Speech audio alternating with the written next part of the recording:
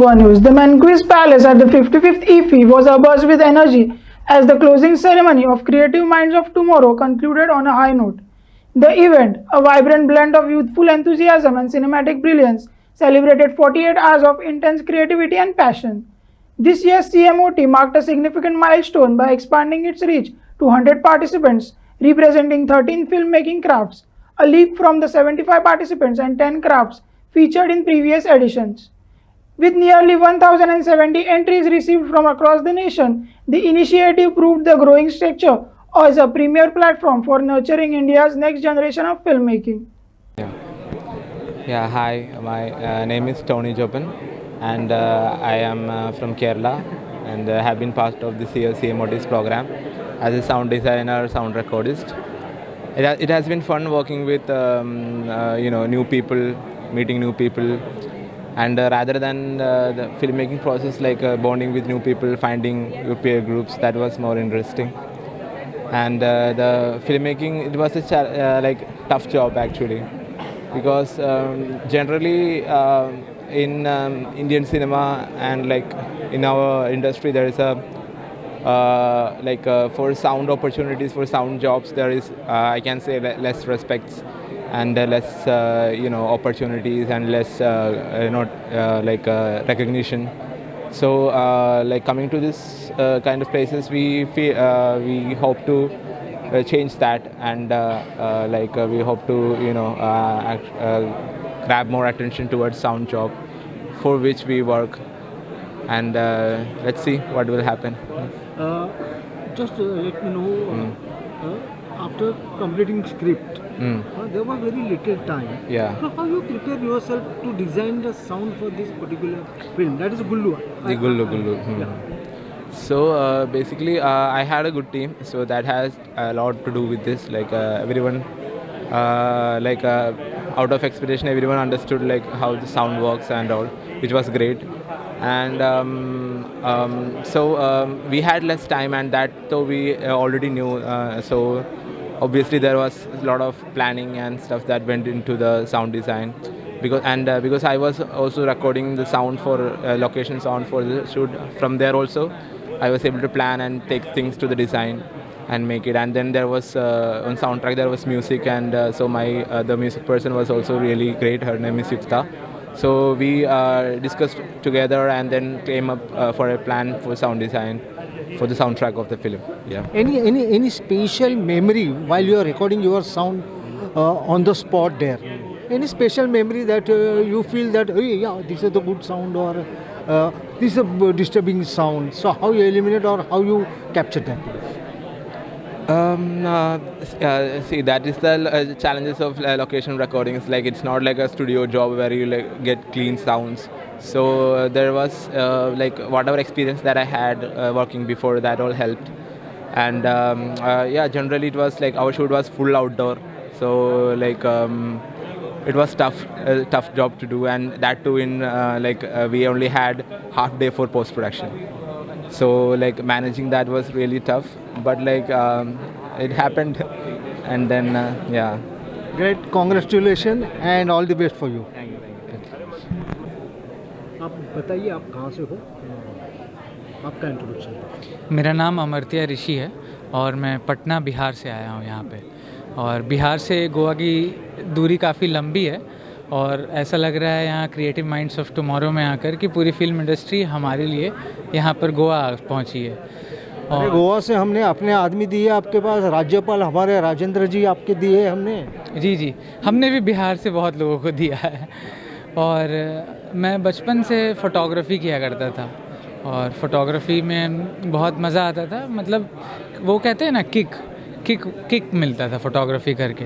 फिर धीरे धीरे जैसे कैमरास बेहतरीन होते गए, कैमरास में वीडियो शूट करने का कैपेबिलिटी आ गया, तो उसके बाद मैं ऐसे ही वीडियो शूट करके ट्राई करता था। और ट्राई करते करते मैंने छोटे मोटे फिल्म्स बनाने लग गए, घर में, लोगों के फेस्टिवल्स में, और डॉक्यूमेंट्रीज़ बनाने लगे। और फिर धीरे धीरे इवेंट फ़ोटोग्राफ़ी किया बहुत दिन। और उसके बाद मैं जब प्रोफेशनली सीखा, FTII से 2 महीने का एक कोर्स किया। तो जब मैं प्रोफेशनली सीखा तो उसके बाद मैं सिनेमाटोग्राफी और एडिटिंग करने लगा। तो इसमें मुझे बहुत सुकून मिलता है, बहुत ज़्यादा सुकून मिलता है। और मैं यहाँ पे क्रिएटिव माइंड्स ऑफ टुमारो में एप्लीकेशन दिया था और मैं यहाँ पे सेलेक्ट हो गया 100 क्रिएटिव माइंड्स में। और इस साल 55वां एडिशन है इफ़ी का और पहली बार 100 लोग हैं। इसके पहले 75 क्रिएटिव माइंड्स हुआ करते थे। तो बहुत ही अच्छा एक्सपीरियंस रहा है और हम यहाँ जीतने नहीं आए थे, लेकिन यहाँ मज़ा करने आए थे, यहाँ सीखने आए थे। बहुत ज़्यादा कुछ सीखने मिला, बहुत मज़ा आया। NFDC और ministry of information and broadcasting ने बहुत अच्छे से सब कुछ अरेंज किया और हमें जो मास्टर क्लासेस भी मिले, बहुत सारे बड़े लोग आए जैसे चारुदत्त आचार्य और कास्टिंग डायरेक्टर्स आए और भी मास्टर क्लासेस अभी हमें करना है। और आप अभी देख पाएंगे कि अभी टैलेंट कैंप चल रहा है। तो हम जब कॉलेज में पढ़ने जाते थे तो 3 साल 4 साल की पढ़ाई करते थे और प्लेसमेंट नहीं हुआ करता था, लेकिन यहाँ पे मात्र 3 दिन में हमें नौकरियाँ दी जा रही है। तो ये बहुत ही बड़ा अपॉर्चुनिटी है पूरे 100 लोगों के लिए और बहुत अच्छा लग रहा है। आपने कहा पटना में आप छोटे मोटे फिल्म बनाते थे, डॉक्यूमेंट्रीज बनाते थे, लेकिन यहाँ पे आने के बाद माहौल चेंज हुआ था क्योंकि 48 आवर्स में आपको सब कुछ मैनेज करना था। तो आपका रोल क्या था और आपने कैसे अपने आप को उसके अंदर घुल मिला दिया? इसके पहले मैंने एक 48 आवर फिल्म मेकिंग चैलेंज किया था 1 महीने पहले और उसमें मैं एडिटर था और वही पिक्चर मैंने यहाँ पे सबमिट किया था और उसी पिक्चर की वजह से मेरा सिलेक्शन हुआ क्योंकि एडिटिंग अच्छी हुई थी और या इन्हें पसंद आई एडिटिंग। तो यहाँ पे मैं एज ए एडिटर आया था और 48 आवर्स में तो एडिटर्स पहले 24 आवर एकदम आराम से रहते हैं, अपना प्लान बनाते हैं एडिटिंग का कि क्या करना है और पूरी टीम उस समय शूट कर रही होती है, पूरे बिना सोए, बिना खाना खाए, बिना पानी पिए। गोवा के गर्मी में सब कोई चारों तरफ मल्टीपल लोकेशंस पे जाना आना है और पूरी टीम शूट कर रही है और हम प्रिपेयर कर रहे हैं कि अच्छा अभी फुटेज आएगा तो अब हम ऐसे इसको एडिट करने वाले हैं। और आखिरी सेकंड, आखिरी मिनट तक जब 1 मिनट बचा था यहाँ मात्र, तो काउंटडाउन शुरू हो गया और फिर जब 10, 9, 8 आ रहा था तो हमें धक धक हो रहा था कि दिल की धड़कनें एकदम तेज़ हो गई थी और ऐसा लग रहा था कि पता नहीं क्या हो रहा है, कुछ समझ नहीं आ रहा था। और फिर जब फिल्म सबमिट हो गई तब जाके सुकून मिला। उसके बाद लगा कि हाँ हम तो गोवा में हैं। उसके पहले लग रहा था हम किसी चैलेंज में हैं एकदम और बहुत ही इम्पॉर्टेंट है ये चीज़ और इसे पूरा करना ही है किसी भी हालत में।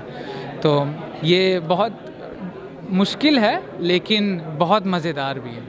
आपने कहा पहले 2 दिन तो आपने कुछ नहीं किया। हाँ। तो मैं पूछना चाहूँगा कि आप लोकेशन पे जा रहे थे, वो वहाँ उसका कुछ आपको फ़ायदा हुआ कि कौन सा कट लेना है, कहाँ कट मारना है, ये आपके दिमाग में कुछ तो बनता रहेगा ना उसमें? हाँ, स्क्रिप्ट बनने के समय से ही एडिटर्स और एक और एडिटर थे हमारे, तो स्क्रिप्ट बनने के समय से ही हम लोग पूरे टाइम फॉलो अप कर रहे थे डायरेक्टर से कि अगर हमें स्क्रिप्ट का एक एक शॉट पता है तो हमें पहले से मन में हम वो फिल्म बना लिए होते हैं। जैसे सिनेमाटोग्राफर और डायरेक्टर तो बस शूट करते हैं, लेकिन मन में हम वो फिल्म बना बैठते हैं स्क्रिप्ट देख के कि कट कहाँ पे लगाना है। सिंपल सा बात ये होता है। तो जैसे ही हमारे पास फुटेज आता है बस रिव्यू करके, ऑडियो वीडियो चेक करके हम लोग कट लगाना चालू कर देते हैं। उसके बाद बहुत लंबी प्रोसेस होती है, colour correction, colour grading, sound करना होता है, स्पेशल इफ़ेक्ट्स। तो इसमें काफ़ी मज़ा आता है।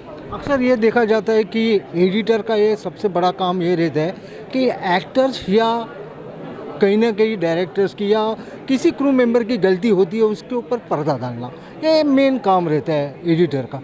इस सिचुएशन में आपको कुछ ऐसा अनुभव मिला क्या कि बाबा ये इतना डिफ़िकल्ट हो रहा है एडिट करने में, तो उसे किस तरह से मैच किया जाए? जी हाँ, लाइक किसी भी फिल्म में जब हम कभी भी शूट कर रहे होते हैं या एडिट कर रहे होते हैं तो हर वक्त ऐसा आता है कि काफ़ी गलतियां हो गई है, लेकिन एडिटर सही कर लेगा। सब पूरी दुनिया ये जानती है कि एडिटर सही कर लेगा। तो मतलब टूल्स ही ऐसे होते हैं हमारे पास जो कलर को कैसे भी मोड़ देगा या बदल देगा या फिर एक्सपोजर को ठीक कर देगा। और मतलब दूसरा प्लान भी, एडिटिंग एक तरह से दूसरी बार डायरेक्शन है फिल्म का। तो जब हम दूसरी बार डायरेक्शन कर रहे हैं, फिल्म का डायरेक्टर बगल में बैठा हुआ है, तो बहुत बार मतभेद भी हो जाती है कि डायरेक्टर कह रहा है स्क्रिप्ट में तो ये लिखा है, लेकिन एडिटर दिखा रहा है उसे एडिट करके कि देखो ये ज़्यादा बढ़िया चल रहा है, ये भी शॉट आपने ही शूट किया है लेकिन ये ज़्यादा जच रहा है। तो ऐसे एडिटर्स भी टेबल पे डायरेक्टर्स का काम करते हैं। चलो अगला पड़ाव क्या रहेगा? अगला पड़ाव, मैं तो अभी ये टैलेंट कैंप में उम्मीद कर रहा हूँ कि मेरी नौकरी लग जाए और मैं चाहता हूँ कि नेशनल फिल्म डेवलपमेंट कॉरपोरेशन में मैं काम करूँ, और बस यही है मेरा अगला पड़ाव। चलो all the best, thank you. Thank you sir. क्या नाम हुआ sir? My name is Vinod. I am from Punjab. I am doing my final year in SRFTI Kolkata as cinematographer. तो CMOD की बात करते हैं, CMOD के साथ कैसे जुड़ा। तो वो जब आता है तो कॉलेज में पता चल जाता है कि there is this thing which is happening in IFFI Goa. Form भरा कैजुअली और सिलेक्शन हुआ, इधर आए and I came here, I met them as a team.